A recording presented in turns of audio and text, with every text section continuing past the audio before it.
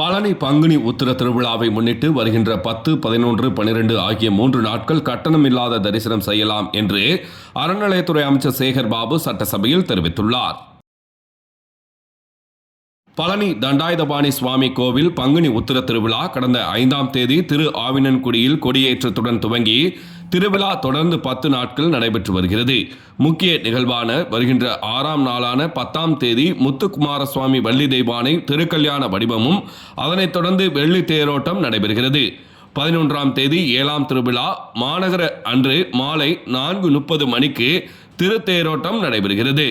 இதனை முன்னிட்டு பல்வேறு மாவட்டங்களிலிருந்து பக்தர்கள் தீர்த்த காவடிகளை எடுத்து வந்து பழனி முருகனுக்கு அபிஷேகம் செய்து வருகின்றனர்.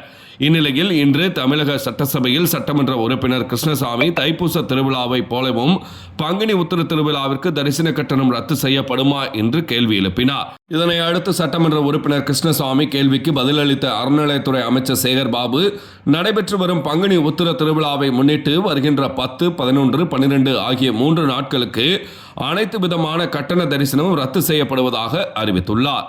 செவ்வாய்க்கிழமை மதியம் 12:30 மணி அளவில் கிடைக்கப்பெற்ற தகவல்.